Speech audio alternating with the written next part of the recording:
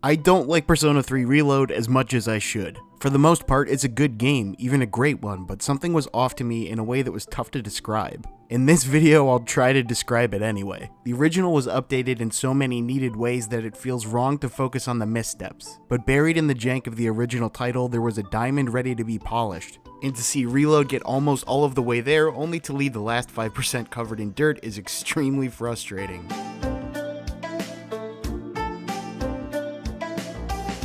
Persona 3 Reload is a remake of, as you might expect, the first Persona game. It was Atlus's first attempt at the formula and brought in its iconic style, battle system, and mix of dungeon crawling with light social sim elements and time management. And it's pretty surprising how much they got right on the first go. But still worth noting that for as much as I personally like the game, the original really doesn't hold up well in a lot of ways we'll talk about shortly. But if you can get past those issues, Persona 3 had a unique tone and subject matter as well as one of the best soundtracks in gaming history. Still, a remake has been long overdue. After Persona 3, it's pretty clear Atlus wanted another crack at the formula, considering Persona 4 came out just a few years later and holds up much better. So honestly, it's pretty crazy that it took this long.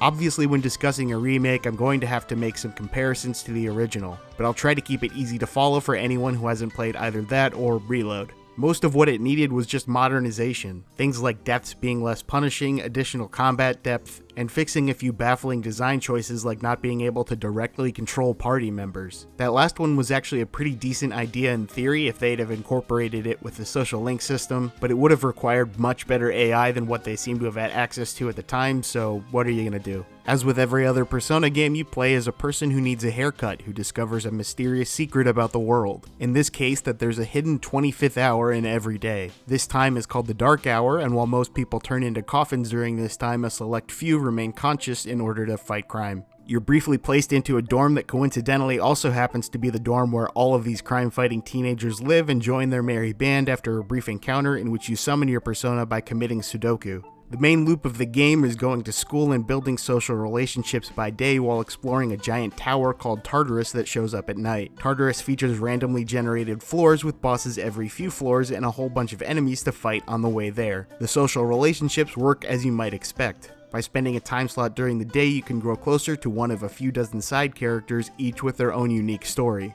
You get a small gameplay bonus for this, but it's mostly just for the characters themselves, seeing events slowly unfold that flesh them out and introduce short character arcs. Every month, there's a full moon event where the main story moves forward. A lot of the story is backloaded as earlier months won't feature much beyond that one event, but as you move on, it seeps into the rest of gameplay and becomes more of a focus. So there's your short summary, and if I'm going to be a nitpicking asshole, which I am, I should probably talk about the good parts of the game as well, which can generally be summed up as pretty much everything. Persona has a unique charm to it that makes it strangely addicting. The combat is aggressively simplistic but still innately satisfying, and the series uses social links to present a variety of situations that get your brain moving. Persona 3 is no exception to this, and the refinement of the combat mechanics and character interactions elevate the base experience to an extremely high level. Let's touch on combat first. It revolves around finding enemy weaknesses to get extra turns and setting up a big sweeping attack with all of your characters. On the surface, this is incredibly simple, and honestly it kind of is below the surface as well, but there's a hidden charm to it. There's a sort of flow to the game's combat sections. At the start of a group of floors, you'll have to probe enemy weaknesses trying to find out whatever you can. Around the middle, you'll have incomplete information so that when you finally fill it in, you're usually ready to pull off an all-out attack. And then for the rest of the floor, you're ready to stomp most enemy groups before you reach the next tier and things reset. It makes things satisfying when you go from learning to blasting, and the natural resets make it so reaching the next opportunity to enter a temporary easy mode feels earned. This is also helped by the stylish animations and music that help ease the repetition through sheer quality. There are certainly problems with the combat, namely that it's way too easy, and the core of it just doesn't work well for bosses who often don't have weaknesses, but these issues aren't nearly big enough to spoil the whole.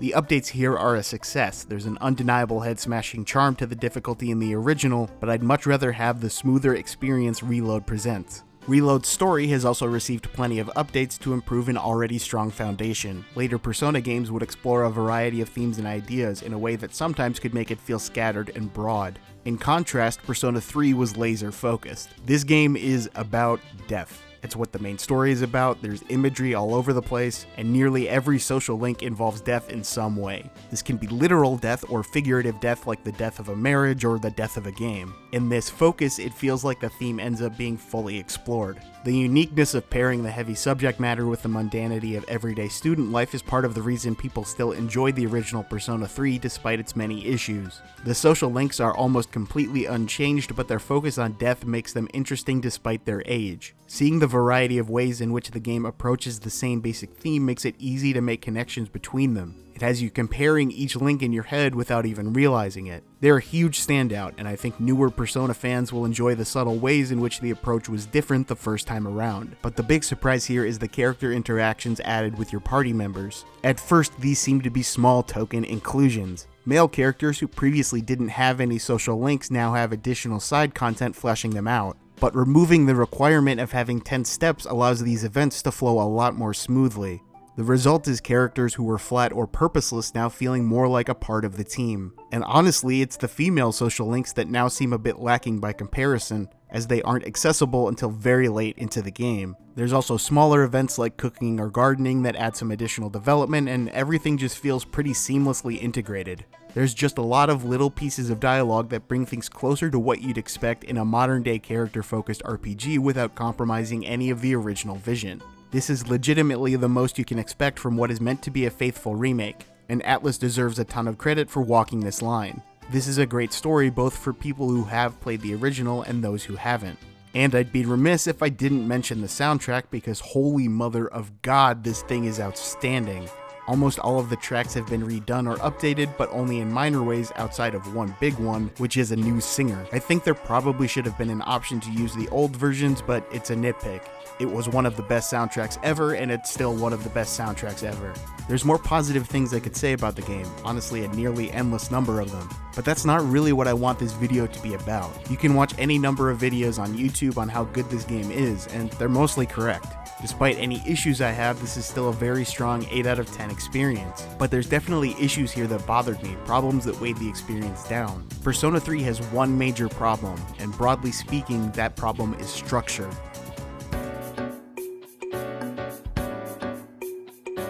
The first and most obvious problem with the structure is Tartarus, a gigantic monolith of dungeon crawling that wears out its welcome after the first 100 floors and fills you with existential dread when you realize there's another 160 floors to go. This is one of those things that I probably don't need to explain to people who have played the game, but for those who haven't, you're generally exploring this monument to excess in chunks of about 10 to 15 floors, with a new batch of enemies showing up once or twice per chunk. As the game goes along, the amount of floors that open up will get progressively larger.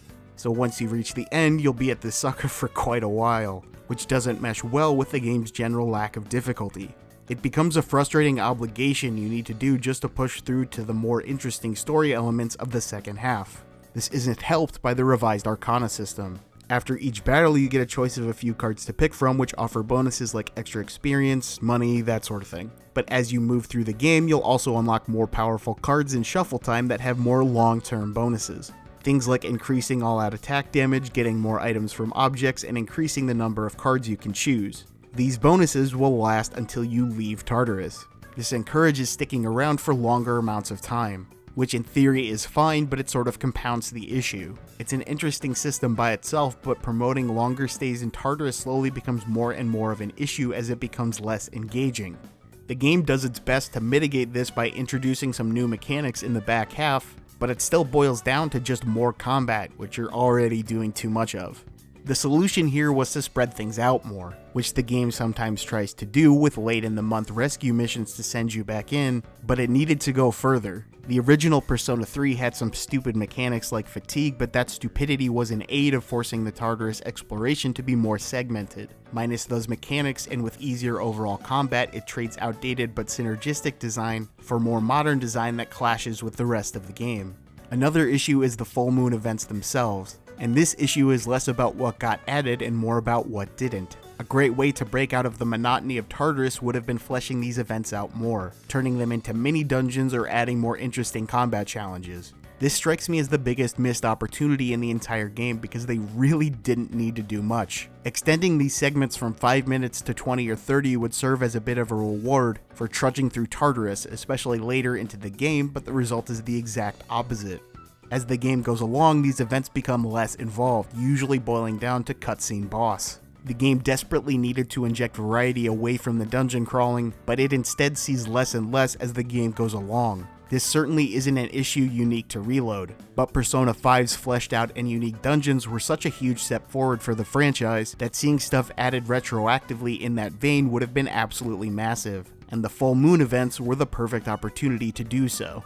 Hell, there's even a part where you go underground that did have enemies in previous versions of the game that now doesn't. There needed to be more here, not less. And the lack of variety or unique content extends itself into the social portion of the game as well. As the Arcana system builds and your MP reserves become larger, you're far more likely to be one-shotting all of Tartarus in a single day, which means the other 29 days become this blur of sameness. Even from the start of the game, you're essentially set up with a clear formula. Advance a social link in the daytime, advance a social stat at night. Early on, when you don't have as many links to choose from or high social stats, there are some meaningful choices, but those melt away as the game goes along. The nighttime choices especially become really homogenized, only broken up by the new activities like gardening and cooking, but you'll run out of things to do here pretty quickly. By the end of the game, I just had nothing to do in the nighttime slots, besides increase Persona stats, which I didn't need to do because the game was already easy enough. There's all in all just a lack of meaningful choices with how you spend your time. Weirdly enough, I think the issue isn't that you needed more useful things to do with time slots, but the exact opposite. There needed to be more useless shit. Short character interactions, pointless diversions like watching DVDs with Yusuke, or the outings to random new areas that you would find in Persona 5. There's some of that here for sure, you'll get calls from social links asking to hang out all the time, but I wish there was more of it with your party members. I wanted Akihiko to wake me up by asking to train, or Aigis knocking on my door wanting to get into robot-related hijinks. This is again another area where they really didn't need to do much more. The additions they made are great, there just needed to be a little bit more to help you get through the back half of the game. And the reason it's more prevalent in the back half is my final, most nitpicky complaint. The reason so much of this is amplified to me is unfortunately the same reason the rest of the story is so interesting. Because goddamn, as much as I love the unique tone and atmosphere of this game, combining the repetition and issues in structure with a plot that gets extremely heavy in the final chapters just wears you the hell down. I love the subject matter in this game, the way it primes you to expect some of the story turns through social link events, the slow build towards facing the seriousness of death, but that heaviness combines with the other issues to create a back half that creates this emotionally draining feeling that just doesn't mesh well with the game's length. And look, I respect that a lot of this is because they wanted to keep things as similar to the original as possible. Unlike other recent remake targets like Final Fantasy VII, the original Persona 3 has had some major availability issues, likely because there wasn't really a definitive version before now. The game was split between Persona 3 FES, or Persona 3 FES, I think is technically right, but it hurts to say, and Persona 3 Portable, and the versions were pretty incompatible. It sucks to not have an option for a female protagonist like Portable, but aside from that, this is as close to a definitive version as you can get. Going in with a warts and all philosophy makes sense in that context.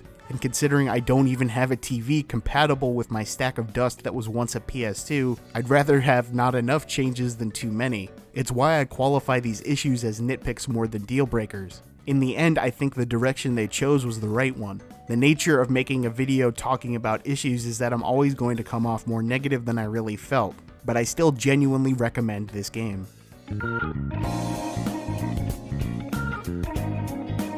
Persona 3 Reload is a game I'm happy exists. It would have been a shame if the original had been lost to time, locked behind a difficult to find console or a PSP port with fewer features.